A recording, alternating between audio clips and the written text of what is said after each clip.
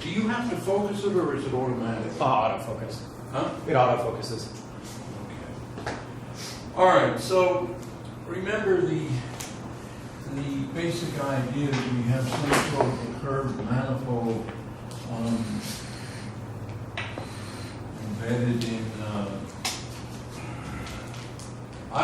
I think it's easiest to think of it as embedded in some higher dimensional space, which is always a possibility. So then we have the partial derivative, and we have some coordinates. These are our coordinates on the manifold. So, for example, x1 might go that way, and x2 this way, and x3 that way, and x4 some other way. Anyway, so we call these things mu, and they're vectors in this. We can think of them as vectors in the higher dimensional space. If we're dealing with three-dimensional surfaces in three-dimensional space, such as one would be involved in sculpture or furniture making or designing a plane or something, an aircraft, then we'd have three of these vectors, and we'd have a surface that was embedded in three space, and we could then say we had three of these vectors, and we could then set up these vectors needn't be orthogonal, and but they would define some three space. I don't know what's going on in my throat. Anyway, normally in physics classes we use 4 dimensions here, one would be time, and so we have 4 of these vectors. What we can do is we can define these 4 vectors certainly define a 4-dimensional space at each point. So this is really their representations of x, as is the physical point. And there are sort of 2 ways of looking at things. One can just think of these 4 vectors as defining the 4-dimensional tangent space at every different point x. That's one way of thinking about it. I like to think about it more physically. You can imagine this 4-dimensional manifold as being embedded in some higher dimensional manifold. Then these p's are vectors in some higher dimensional Euclidean space, and it's the same space for every point in the manifold. And I think that is simpler. Anyway, inner products of 2 of these vectors would then be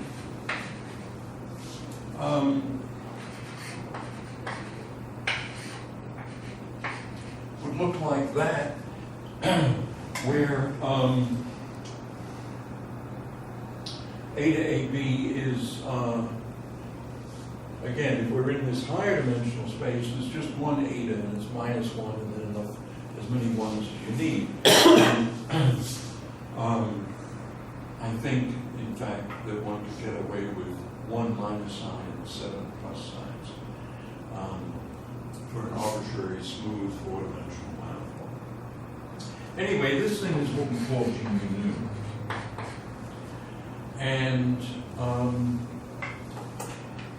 what we have is that certain things are, the points are physical, and the distances between the points, dp dot dp, which is then e mu dx mu dot e mu dx mu, and this is then g mu nu dx mu dx nu. So this is invariant. It's a small change of 2 points, and we want to have that invariant distance. Okay, so this is, I'm just sort of reviewing some stuff from last time.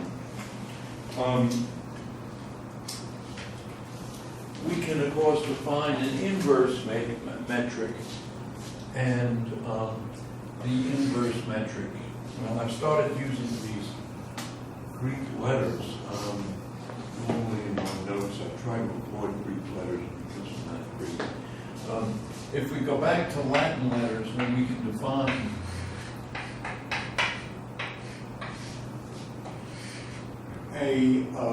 an inverse metric, Gij. So after all, this G mu nu is just a 4x4 matrix, and we're assuming that it's non-singular, and consequently then it has a 4x4 inverse metric G. And this is how we raise and lower indices. So in other words, if we have any vector Aj that's covariant, we multiply that by Gjk, say, and we get a contravariant vector Ak. And similarly, any vector Ak, GKL, covariant vector Al. And just intrinsically, from the way I define things, G mu nu is automatically symmetric. And so it doesn't matter whether we write it this way or if we write it as GLK, AK, it's the same thing. And similarly, up here, we can call this GK, J, HA. So these are some of the basic things. There's a section here where I talk about orthogonal coordinates in, do I call it? Orthogonal coordinates in n space. Shall I skip that or do it? What do you guys want? What do you think about that? Just a second.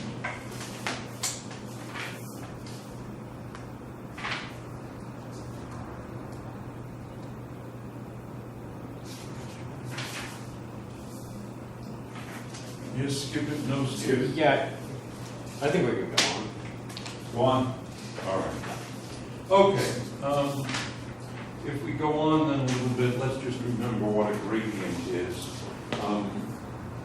The difference of a function at 2 points is the derivative of the function with respect to the coordinates times the change in the coordinates. This is just calculus. And we call this then the gradient. We want to write it as the gradient of f dot dp, because dp is something that's an invariant vector. In other words, it's just an actual vector, infinitesimal vector here between two physical points. So that's something that should be invariant under changes of coordinates. And so we want a df that's also invariant. Now we can see that a possible choice for df is ei partial f partial xi. And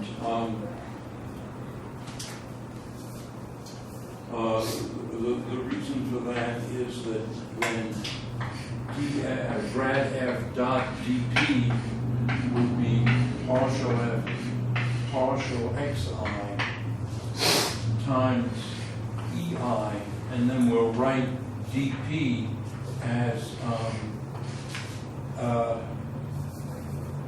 let me see, how did I write dp?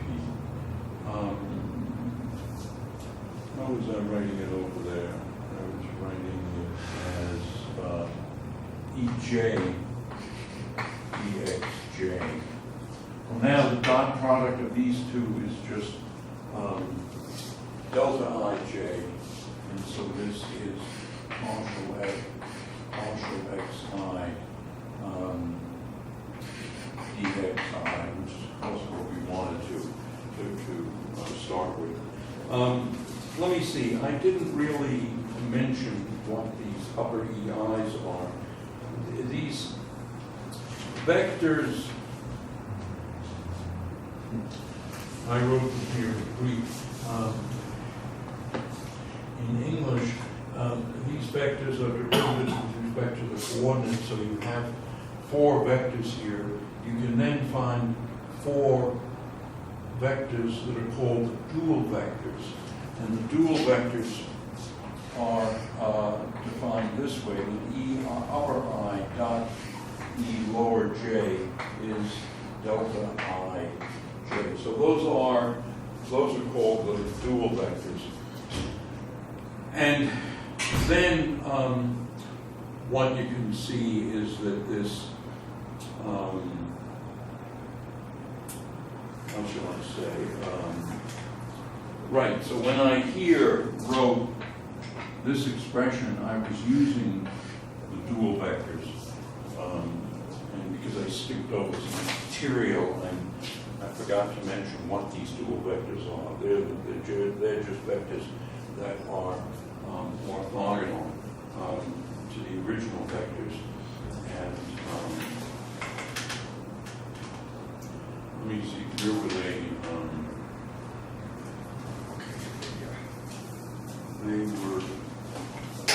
they were introduced there on equation 11-150. And here, just to make sure we understand what this is EI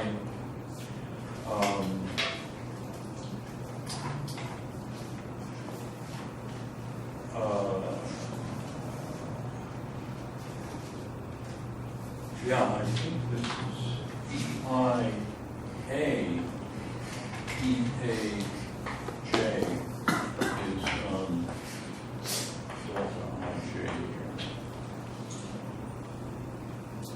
And these indices are raised and lowered with that metric, the ordinary flat space metric.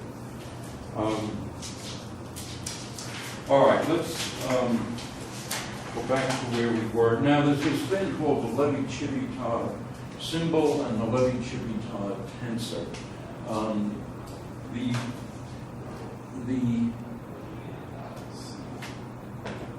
Levi-Civita symbols are defined so as to be intrinsically, let's see how I can write with this. Let's just try it. So let's first of all do 3D. Then in 3D, we want something called epsilon ijk. And this is the thing that we use in SU3. They're the structure constants of SU3, totally anti-symmetric. Epsilon 1, 2, 3 is 1. The Levi-Civita symbol is such that it makes no difference whether you have these indices up or down. And of course, if you think of them as space indices, and with our conventions, it doesn't make any difference in flat space. But these are just intrinsically, this is called a symbol. There's something else called the Levi-Civita tensor, and this is epsilon, eta ijk, and it's the square root of g times epsilon, times the symbol epsilon ijk. And here g is the determinant of g, let us say lm, just so as you don't confuse the things. And it's in fact the absolute value of the determinant, because we always stick it inside a square root. And I'm going to just, without the derivations in the book, but I'll just tell you how it transforms. Epsilon prime ijk transforms like a pseudo-3 tensor. So it's sigma times partial x, let us say t, partial x prime I, partial x u, partial x prime j, partial x v, partial x prime k, eta I j. Wait a minute. No, it's not I j k, it's t u v. Where is it? I don't know. And it's eta t u v. All right, so this is how it transforms. Why is it pseudo? It's pseudo because this thing here, sigma, is the sign of the Jacobian. So sigma is the sign of the determinant of the Jacobian partial x prime. So we have a certain transformation of coordinates, and we then take the matrix of partial derivatives, a 4x4 matrix, we take the determinant, and we ask what is the sign. And I'm sorry, we're still in 3 dimensions. So in 3 dimensions, this is a 3 by 3 determinant. What is the sign of it? That's sigma. So an ordinary tensor doesn't have a sigma.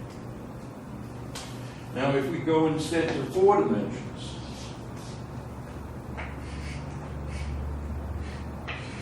in 4 dimensions, what we do is we say beta ijkl is square root of g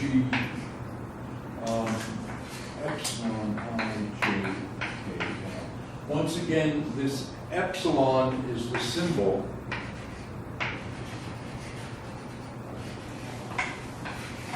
and there's no sense attached to whether the ijkl are lower or upper. They just label. In fact, some authors don't use subscripts or superscripts. They put them inside of parentheses. Anyway, it transforms the same way. That is to say, under a coordinate transformation, eta prime ijkl is sigma, and then partial xt, partial x prime I, partial x tub w, partial x prime L times eta tub w. So it transforms like a 4th rank covariant tensor, except for the sigma, and sigma now is the same as it was before, namely it's the sign of the determinant. So it's the sign plus or minus 1 of the determinant, partial x prime. Now 4 by 4 matrix. Okay. Any questions? Actually, I have a question. Why is the... Oh, sorry. So was this in view at all?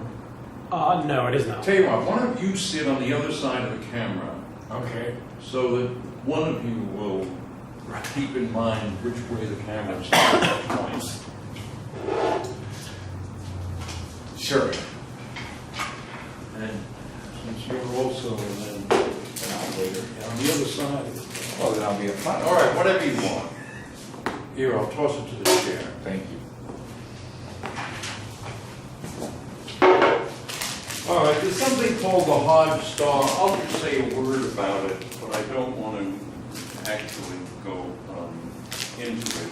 It basically, in 3 dimensions, it turns 1 forms into 2 forms, 2 forms into 1 forms, 1 form, 0 forms into 3 forms, 3 forms into 0 forms. In 4 dimensions, it does something similar.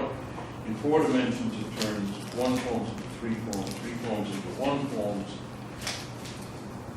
2 forms into 2 forms, 0 forms into 4 forms.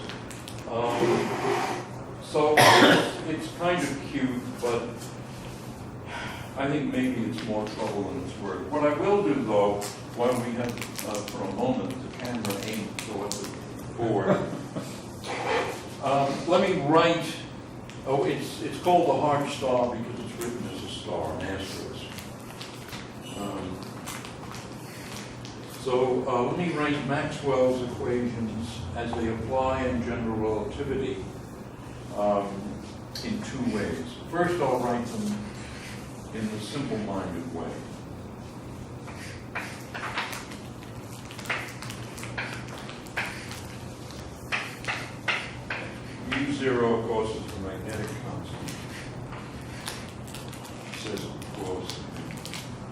course. Looked it up in the previous.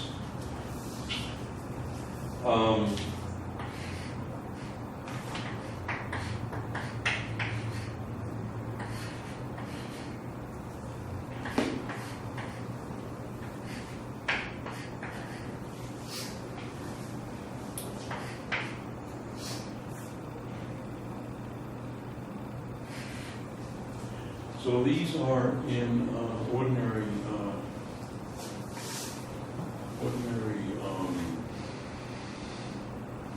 tensor notation, the ordinary tensor notation of general relativity. In the Hodge notation, with d the exterior derivative,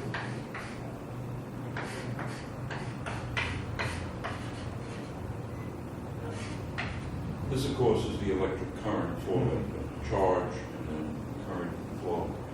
And this part here is just df, which of course is dDA, which is intrinsically zero. Okay.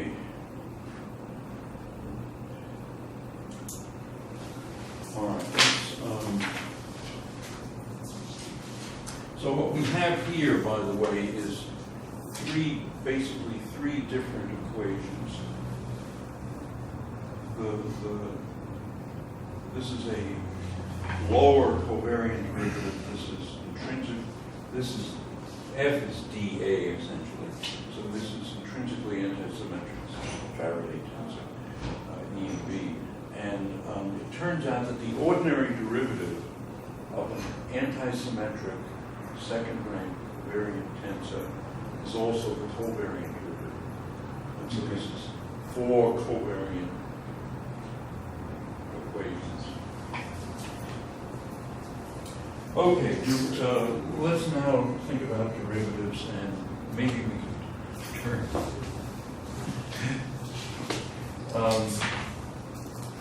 And so the basic idea here, I mean, this is really all extremely simple.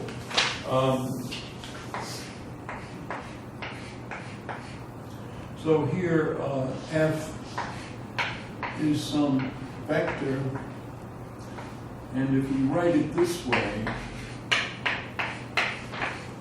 it's a vector that's independent of coordinates, because if you change f, you change coordinates on this and also on those vectors, the change in coordinates cancels.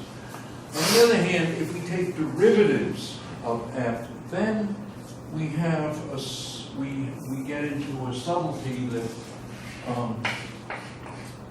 that's kind of interesting, and that's why covariant and contravariant derivatives get a little more complicated. And so what we have here, you see, is we've got a derivative of fi with respect. Oh hell! Why did I say? Yeah. If I looked at my notes, I would have noticed this is an F. EI plus FI partial EI partial XL. And what's amusing here is that you see these vectors are tangent vectors at a given point, but because the space in general is curved, they're not tangent when you change the coordinates. And so this vector points outside the surface, not parallel to the surface, not tangent. And an example of that is theta. Just imagine that this is the surface of a sphere, and so we have a particular vector theta, and the vector theta is what happens to a physical point as you increase theta, of course. Well, obviously it goes, it's tangent here, but now if we ask how this tangent vector behaves as we change theta, well, partial of E theta partial theta is actually equal to minus r hat. In other words, it's pointing in. And in fact, that's with a minus sign, minus sign. So and in fact, that's, if one taught mechanics using vectors more, this would have to be related to centripetal and centrifugal force and so forth. Anyway, there's some.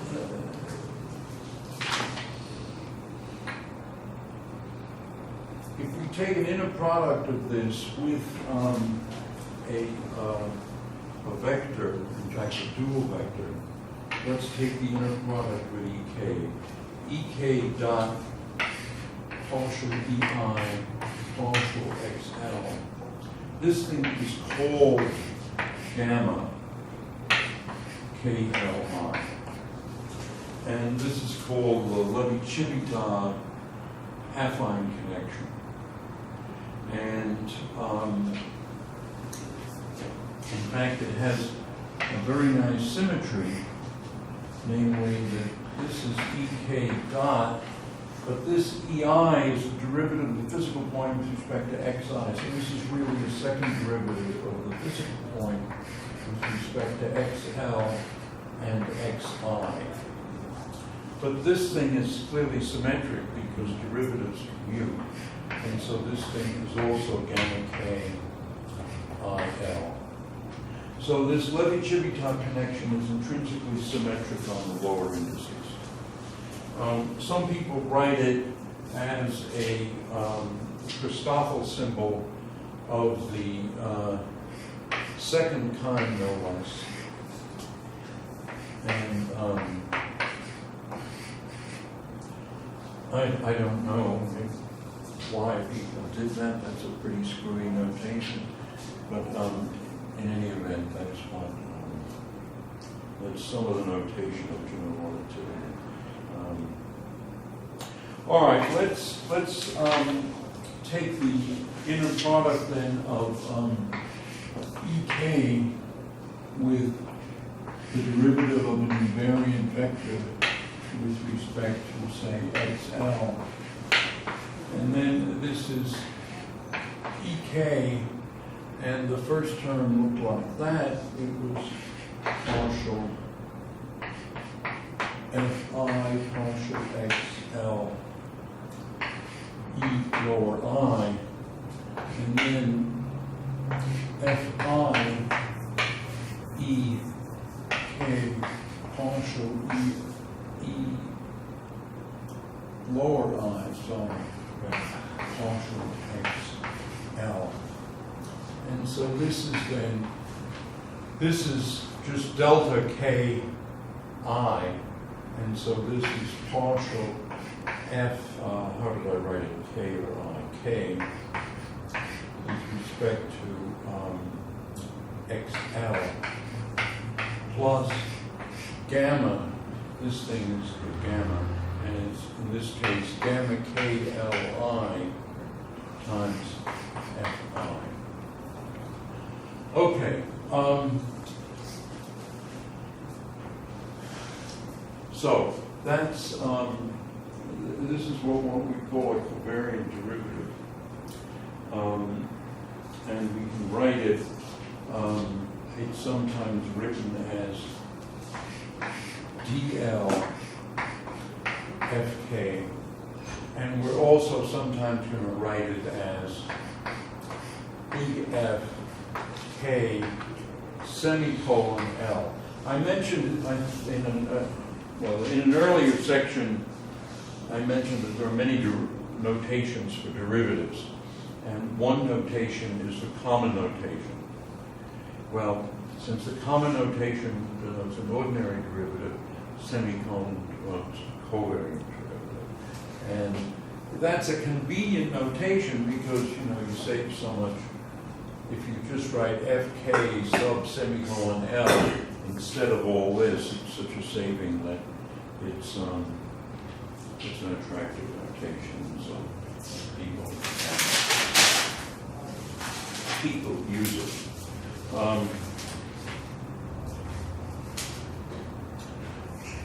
Okay.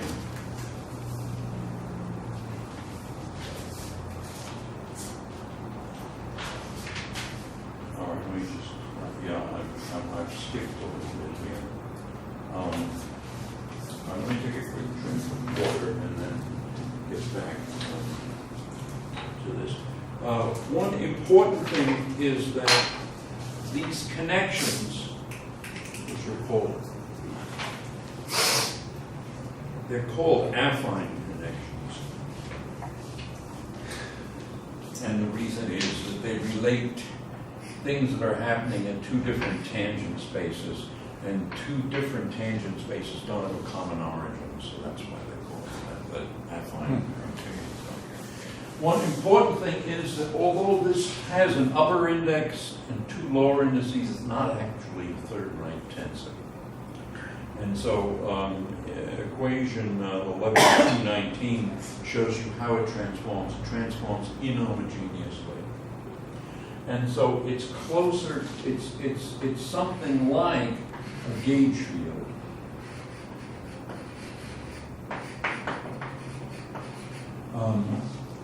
The electromagnetic field, therefore, under gauge transformations, transforms homogeneously plus an inhomogeneous term, the derivative of the scalar. In Yang-Mills theory, the matrix of gauge fields transforms both homogeneously with a U, A prime is, maybe I should write it down. A prime is U, A, U inverse, let us say, or adjoint, and then plus or minus, if I put an I here, it's plus or minus di of U times U inverse. And where U is the matrix. So it's a homogeneous piece plus an inhomogeneous piece. Similarly, this thing transforms in the natural way homogeneously, and then there's an inhomogeneous piece that involves a first derivative x prime with respect to x, and a second derivative of x with respect to x double prime, which is what you'd expect from just to match those things. Anyway, that's that. Let me just say one thing. When I introduced this, here I said it's intrinsically symmetric on the two lower indices. There are some approaches to gravity associated with the name Cartan, as well as Einstein. They're called Cartan-Einstein spaces, in which the gammas are not symmetric, and in that case, one has torsion, and in fact, the anti-symmetry of the gammas is the torsion tensor. In this case, the space-time manifold is not assumed to be embedded in higher dimension. The only way I can imagine that the space is not embedded in higher dimension is if it has too many singularities and can't be embedded. The assumption that you can take a space and embed it in a space of higher dimension is that it's a smooth space. Okay, so now let's see. Before we turn it, let's see if I can make use of this little bit of black space here. Let's have this idea of parallel transport. Parallel transport is one of the things that I find easier to illustrate geometrically than to express verbally. In fact, every now and then I have no trouble with mathematics, and I have trouble with the words. And in this case, it's the words that are perhaps, it's not the words, it's the geometry. So suppose this piece of chalk is tangent to a sphere, and I move, and my fingers are tracing the surface of a sphere. Okay. And I go along some longitudinal meridian. Is that a meridian, the longitudinal line? I don't know. All right, anyway, it goes down some line of longitude. And so what it does is it goes that way. In other words, as you go from one tangent space to another, in some sense, it follows the line of longitude. Okay, so it moves, it wiggles as little as possible. That's the idea of parallel transport. And so what is this mathematically? Mathematically, it's that we want, we want this, we want EK dotted into the derivative of the vector, and the f, of course, is coordinate independent, but it's actually a vector. This with respect to XL, we want this to vanish. So in other words, as we move the vector, as we move the vector, the derivative of the vector is perpendicular to all of the basis dual vectors. And what we get here then is partial fk partial xl plus gamma k li fi. That's just one of the equations from up there. And another way of writing that is dl fk, and we want all that to be 0. So that's the idea of parallel transport. And now we can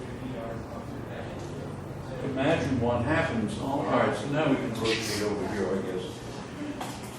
If we're talking about a sphere, we can imagine. So here's our sphere, and first I'm going to go down. I'm going to take phi down from the North Pole along the meridian phi equals 0, and to the equator. And of course, the vector phi isn't really defined at the North Pole. So I'm going to start a little bit south, say 1 foot south of the North Pole. Okay. And so then the vector t is pointed in the direction of increasing phi, and I go down here to the equator, and it's still pointing this way. So I haven't changed phi with respect to the changing vectors of the tangent space. So in other words, it looked like phi up here, it looks like phi down here with respect to the tangent space. The tangent space is of course different. But now what we're going to do is we're going to go around to pi over 2 along the equator. And now along the equator, it still looks, in each tangent space, it looks the same. I guess that's the way to describe parallel transport. But now we're going to move it up. So we've gone over here 90 degrees, and now we're going to move it up this way. And now it's pointing this way, this way, this way, this way. And when it gets up there, so let me say, when it started, this guy was 0, 1, 0. So it was pointed in the y direction. This is x, y, z. Now, when it comes up here, this guy is minus 1, 0, 0. So, whoops. Minus. Yeah, that seems right. Ah, yes, thank you. Good. So, right, this is, so we've got it here so that it's pointing now, since we've rotated this 90 degrees, it was pointing in the y direction here. But as we get over here, we rotated 90 degrees, so it's in the minus x direction. It goes up there, minus x. Okay. All right, so that's the idea of parallel transport. So that's an example of parallel transport. That's an example of parallel transport. Yes. Okay, so then all this should be... And so let me just say something about this notation for derivatives.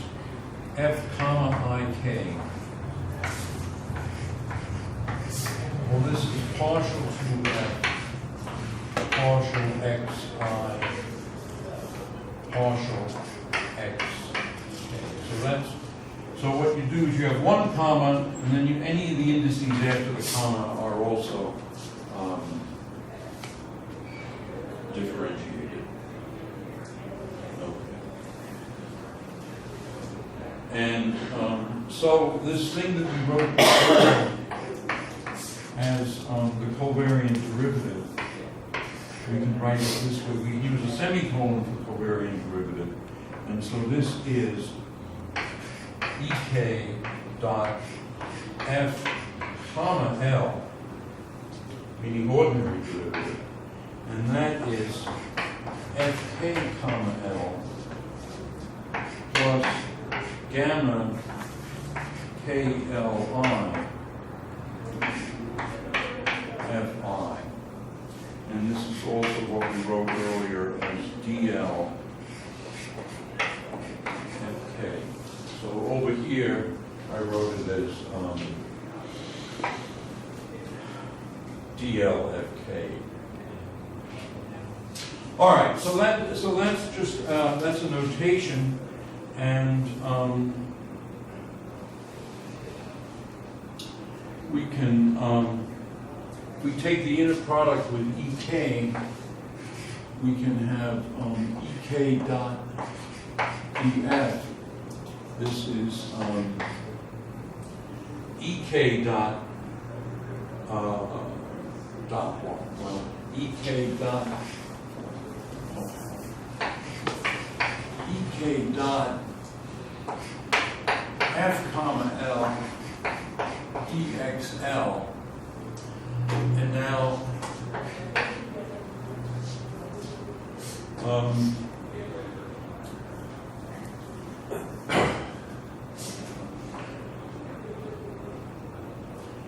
ek dot f comma L is in fact just the covariant derivative, and so this is f k covariant derivative with respect to L dxl.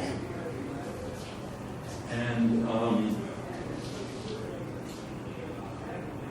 so the idea then of parallel transport is that you want this covariant derivative always to be 0, and that's of course what I wrote in here.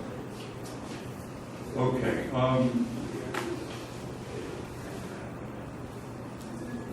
Now, if we just take a derivative of a vector and we write it now in terms of covariant coordinates. Notice here I was writing the vectors as contravariant vectors times the covariant e's. If we do the opposite here and use the dual vectors, then this is bk, ek, comma L. And so this is bk comma L times ek plus bk times ek comma L. And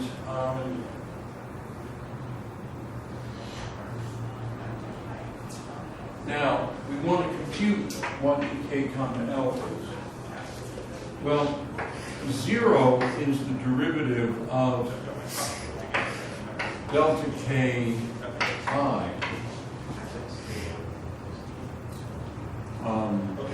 say comma L. And this is the inner product of ek with ei.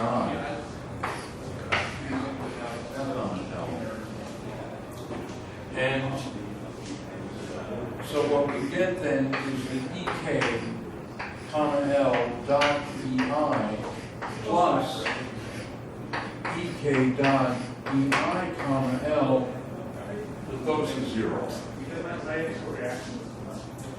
And on the other hand, this thing here, we've already run into. This thing here is gamma k Li. And so what we're learning here is that ek dot ei comma L is equal to minus that.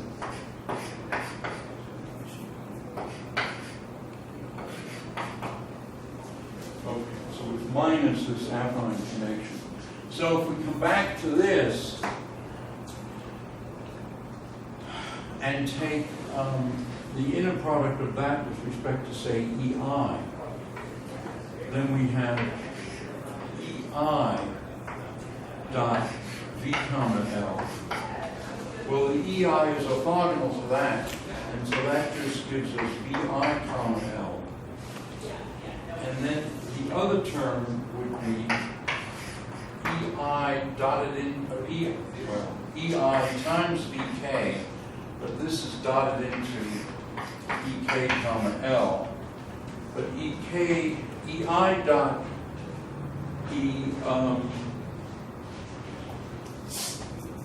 all right, let me get this.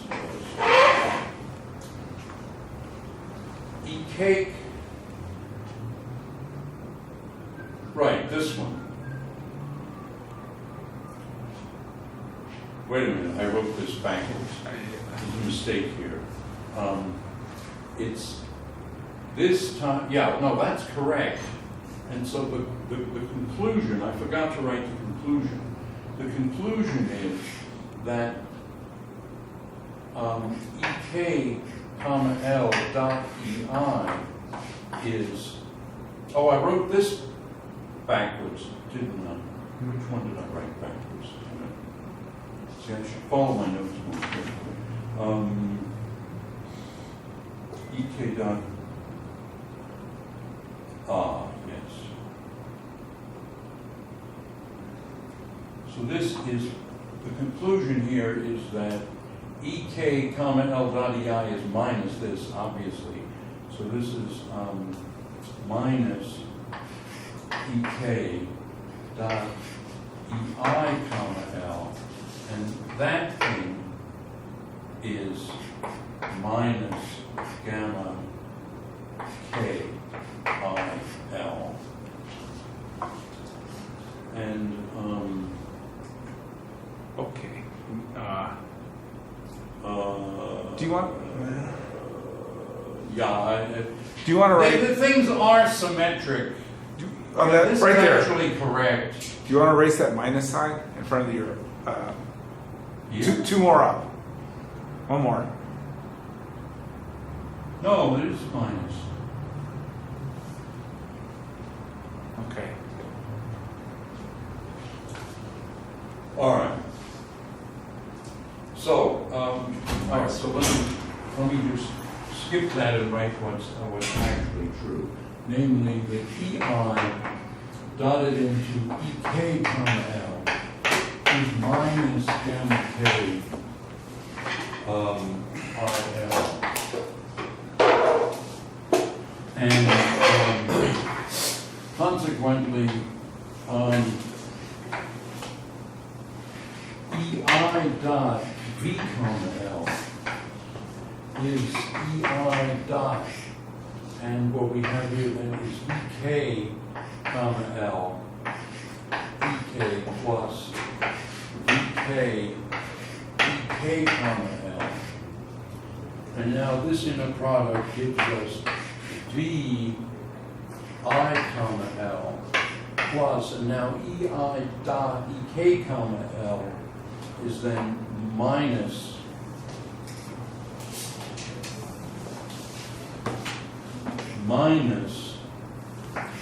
VK, and then this thing gives us gamma K IL. Okay, and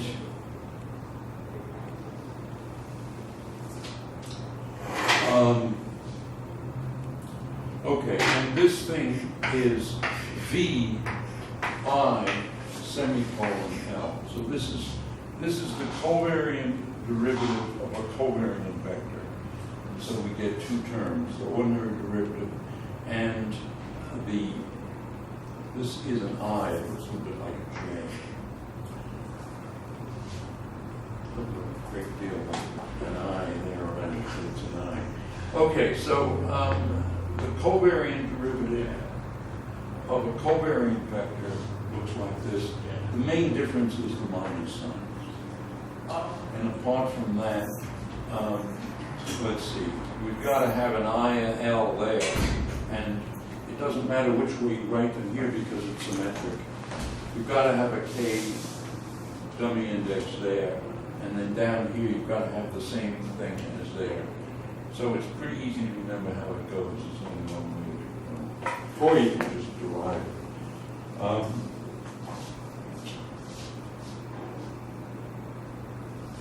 And so what we can say is that EI dot, the change in V can be written as EI V comma L EXL, and this can be then written as VI semicolon L EXL. Okay, so well, we're short about of time, but let me tell you something that's important. Namely, let's consider the anti-symmetric covariant derivative. So L semicolon I minus BI semicolon L. So this is just following the notation. It's BL comma I minus BK gamma K Li, and then we subtract BI comma L, and now we add in BK gamma K, and instead of Li we have IL. On the other hand, this thing is symmetric, and so consequently this cancels that, and you get the ordinary. So in other words, in the absence of torsion, and this is a torsion-free course, in the absence of torsion, maybe in the absence of torsion also, the covariant curl is the same as the ordinary. And that's why that derivative over here, if we swing the camera around, over here, this is the rank covariant tensor, but I just use the ordinary derivative. That's because the ordinary, this is the same thing as epsilon I j k l d, well, forget it. This is the same thing as f jk semicolon l. Yes. And now what this really is 4 tensor equations of the form f jk semicolon l equals 0. So that's why we can contract it into something that's a symbol and not a tensor. All right, I think that's enough for today.